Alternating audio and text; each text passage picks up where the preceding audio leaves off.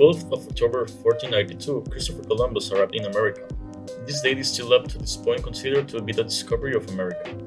A little bit later, a member of Columbus' second voyage, Juan Ponce de Leon, came to America as well and established the first European settlements in Puerto Rico and Florida. So the things were looking good and it seemed like everything was peaceful, as they were explorers.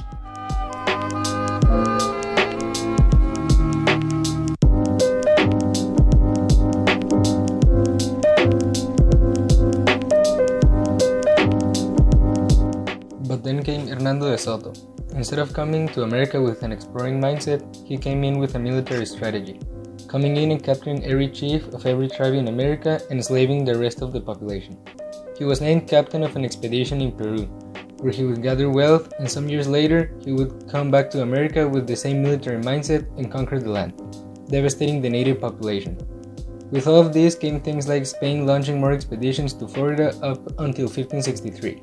And early explorers being commissioned to establish missions to spread Christianity among the native people of North America.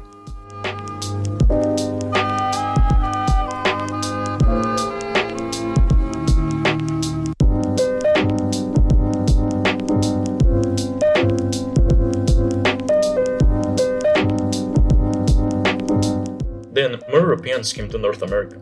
For example, the French came in not with a conquering mindset, but quite the opposite, as they established Fort Caroline, with the purpose of attacking the incoming shipments from Spain coming from the Caribbean. But sadly, King Philip II sent someone to governor of Florida and destroy the French pirate base. The French came back and surrounded with an attack, but they were all assassinated. With this, Spain found San Agustin as the capital of Florida.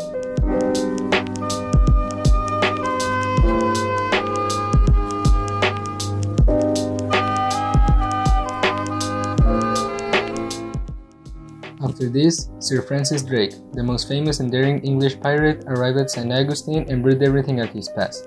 His objective was to obtain riches for himself and for his sponsors. The very same year, more English colonies settled on Roanoke Island, Virginia, but all of them disappeared and no one is really sure of what happened to them. Also part of the plan of the Spanish coming to conquer, Juan de Onate was sent to New Mexico in an attempt to conquer it, as it was seen as an extension of what currently is Mexico, but at the time was La Nueva España.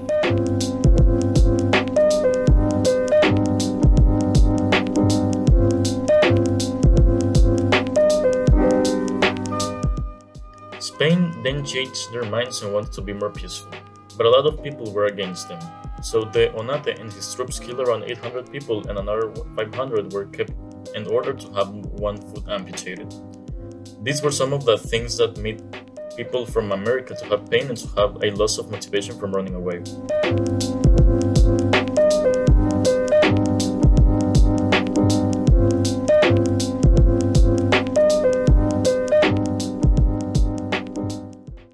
A variety of motives, political, religious, and economic, contributed to the settling of the Atlantic seaboard.